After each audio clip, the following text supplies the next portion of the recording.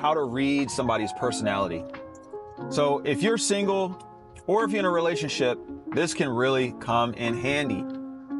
We polled our community, and this was one of the most popular topics that everybody wanted to know about, including her. She was like, yo, give me some tips, give me the breakdown.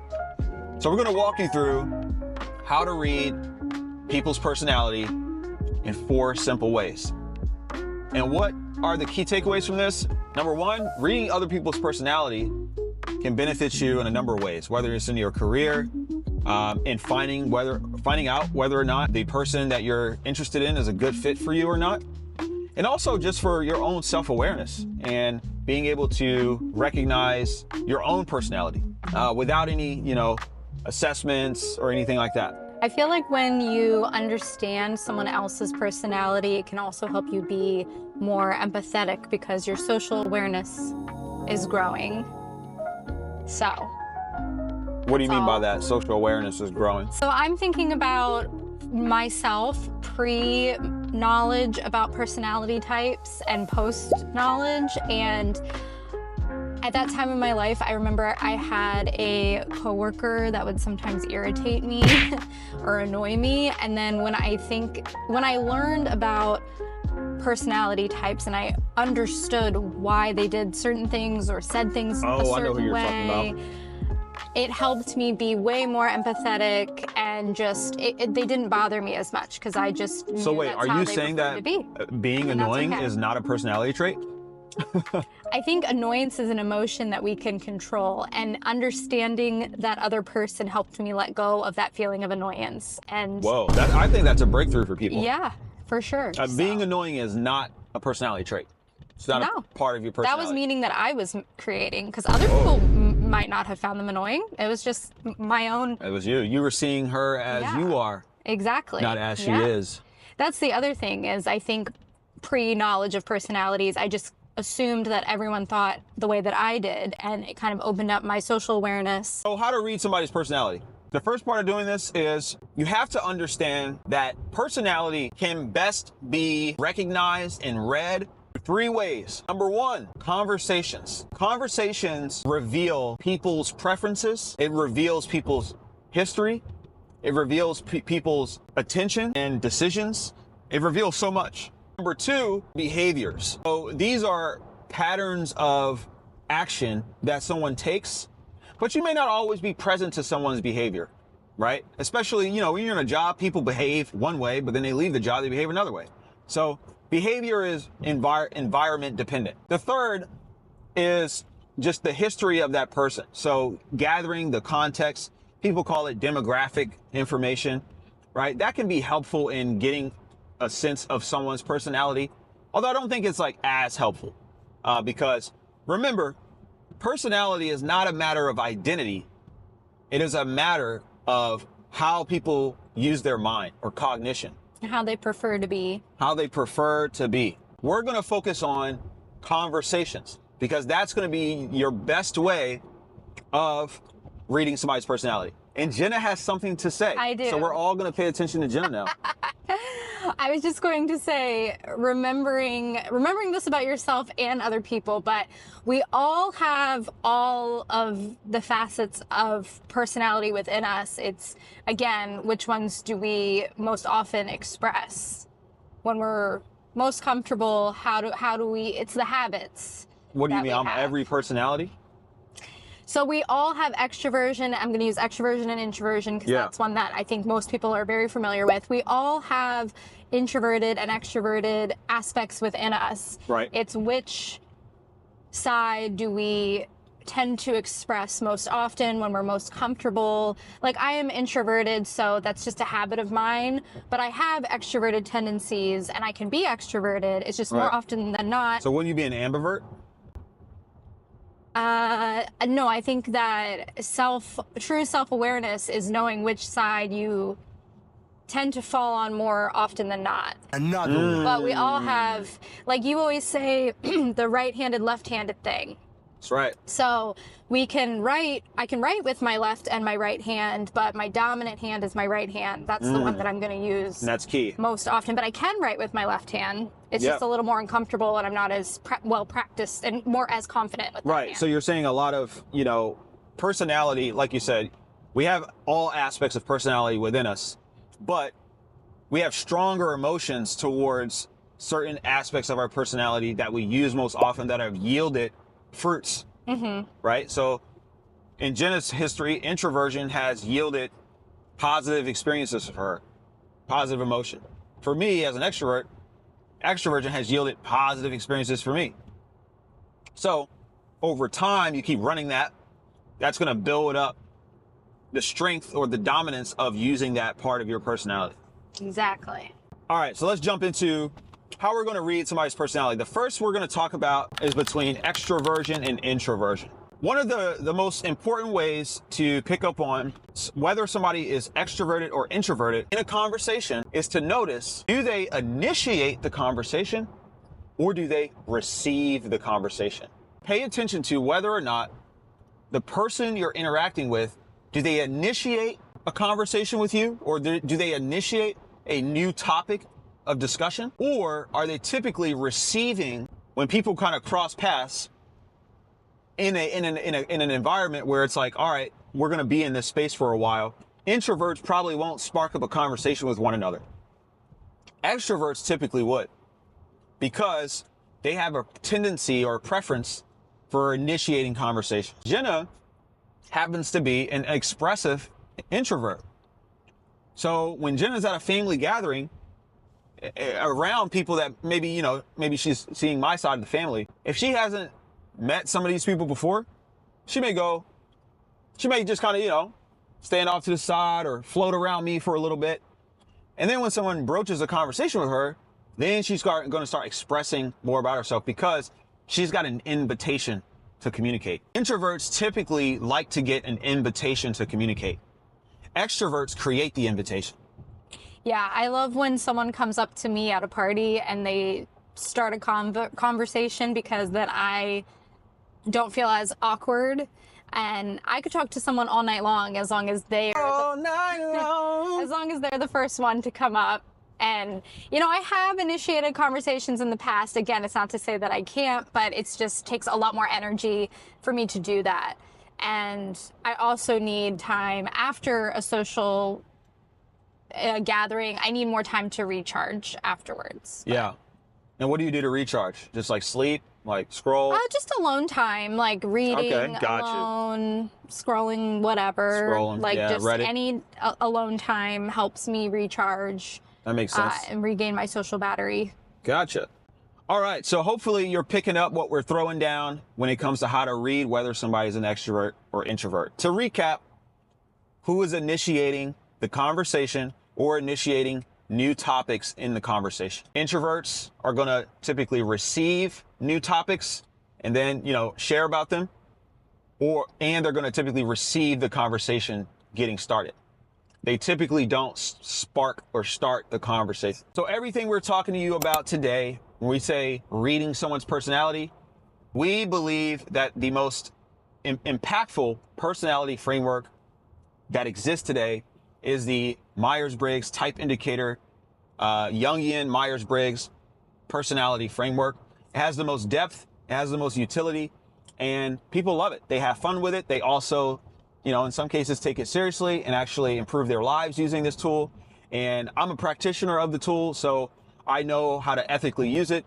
And I have generated results for thousands of people using this tool, and it has dramatically improved my relationship with my wife here. And she's even improved her relationship with her family members, and same with me. Yeah, I think a lot of people take the assessment and then they don't really know what to do with the results and just kind of leave it there. But we think that going a step further, and we'll talk about the shadow probably in a whole nother video, because that's a whole ocean of information. Exactly. But using your information gathered from your assessment, going beyond just the 4-letter code and kind of understanding, well, what does that mean and how can I work on the underdeveloped parts of myself? That's where a lot of the value lies, I think, in the MBTI framework. 100%. So there's that. Now we're going to get into sensing and intuiting. When it comes to reading someone's personality in terms of like, what gets their attention, in the personality framework we love, it's called, sensing and intuiting. And we're going to break this down. And I believe this is one of the most interesting parts of somebody's personality. And here's how you can read it. When you're in a conversation with someone, are the themes or topics they are talking with you about, are they more literal or abstract? Here's an example of what that may sound like. So Jenna's at the bar and I'm at the bar. I come and sit down next to her. Now I come up to her and talk to her about drinking. And I ask, what kind of drinks do you typically like? If she's being literal, they just say basic categories. Oh, I like wine and I like cocktails. That's straight to the point. It's literal. I understand. She might even get specific types of wine. So a cocktail, she may say, oh, I like an orange crush. I thought of another kind of an extension to what you're saying, because sensing preferences prefer what's tried and true, what's known, whereas intuitive types are more so, future oriented. Yeah. And so if you go a step further and maybe you ask the person, oh, why do you like wine? Or why do you like the cocktail?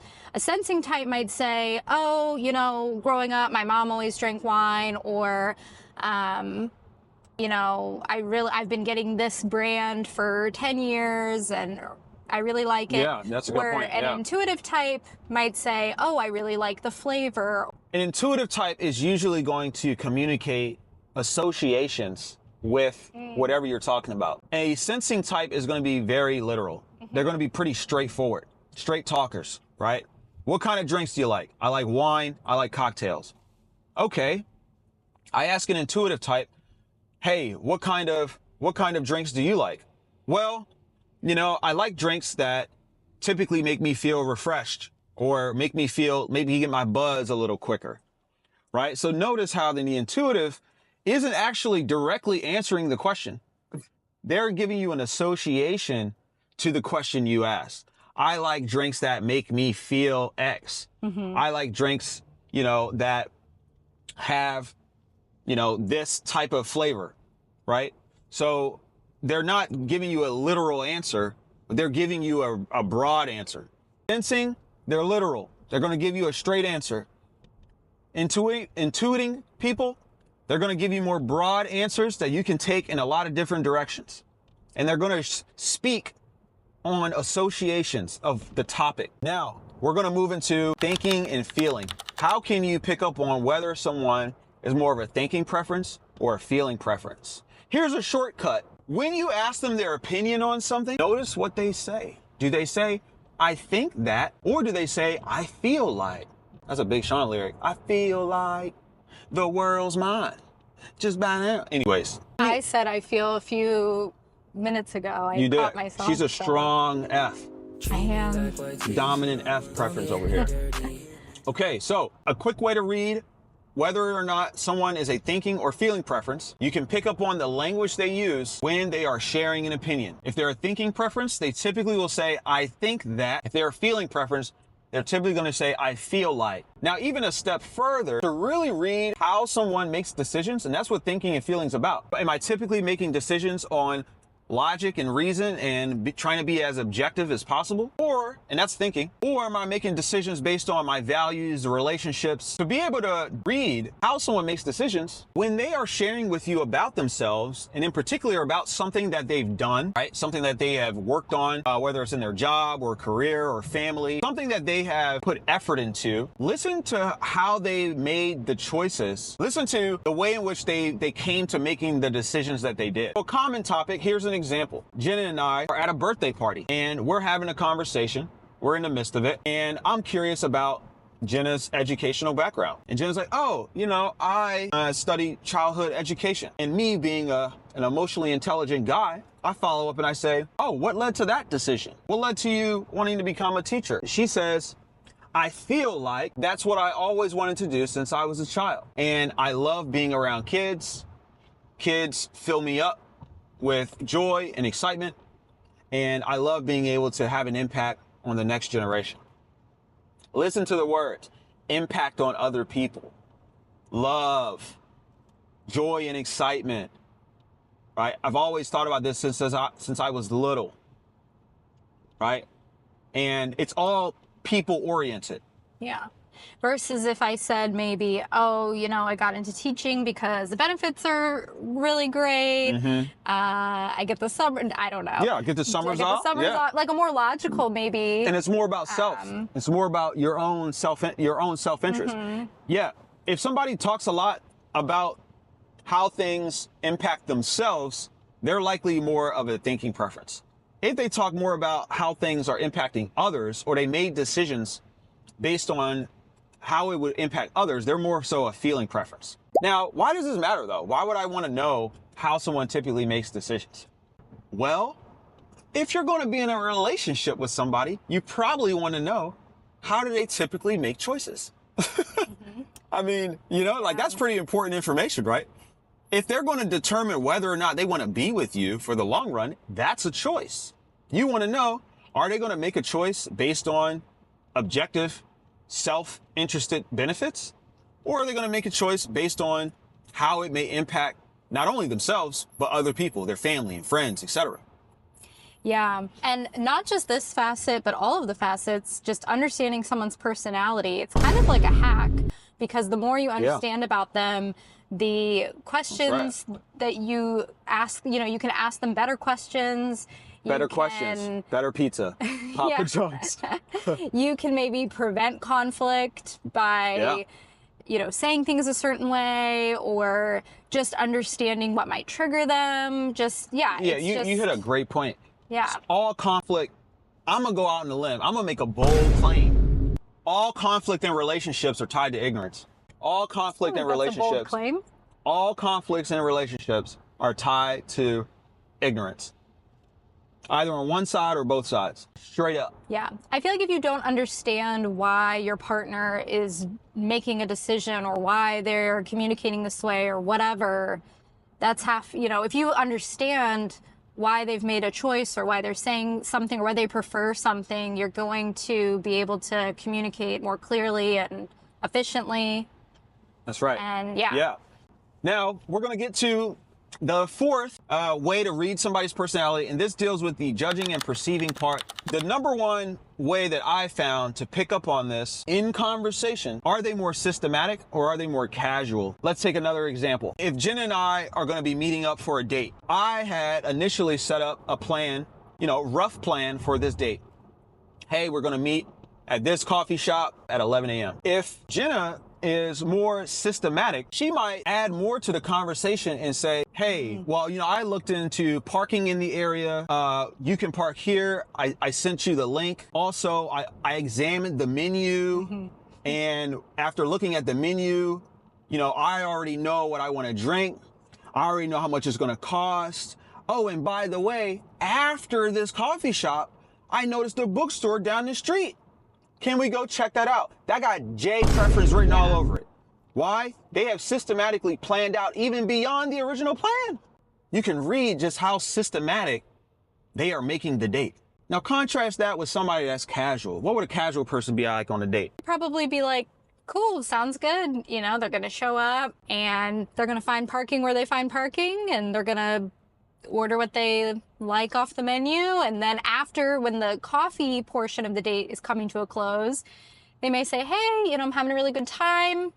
Why don't we go walking down the street, see if there's any other shops we want to pop into. Right. And they kind of see where the afternoon takes them, maybe. Exactly right. So that casual approach, you can read that in a conversation, because you can read this in a conversation by noticing that there isn't an itinerary that has emerged, but the next steps happen as you go, right? They're flowing with life. It's almost more spontaneous. Casual and spontaneity kind of go hand in hand. Systematic and planful go hand in hand. And you can read this pretty quickly. Yeah. And why would this be important? If you're looking to be in a relationship, you got to weigh the criteria of what you find attractive, right? Do you find that somebody who's a little bit more go with the flow, more casual about life, let life come to them? Do you find that, makes you feel at peace? Do you find that makes you less tense, right? Or Do you find that somebody who has it figured out, has the plan figured out, and they're going to execute the plan and they're going to run life, they're going to direct life, does that bring you a sense of peace? Does that reduce your tension, right? Do you not find that stressful? And if you don't, you might be more drawn to that. You might be more attracted to that. Yeah. And Jenna and I, if we were to, we talk about our preferences. I think that's good for you as the audience to know about us. Mm-hmm. I mean, when we were going on dates, Jenna really liked the fact that I was asking her a lot of follow-up questions to better understand why she made the decision she did. And she was like, damn, ain't no guy ever asked me this. Like, all these finance bros were just like, okay. I was going to say that learning about personality also kind of helped me realize that one preference isn't necessarily right and one isn't wrong. One's not better than the other. That's right. There are good and bad things about all the different facets. There's great things about being extroverted and, maybe more negative emotions that can come from that and vice versa. So it doesn't mean that one is better than the other. It's just like you were saying, what do you prefer or what do you find more attractive or what areas do you want to grow in, things like that. All right, so bam, here we go, y'all. This was fun. We're gonna do more of these. And just to close out, remember, people can't help but communicate their personality to you.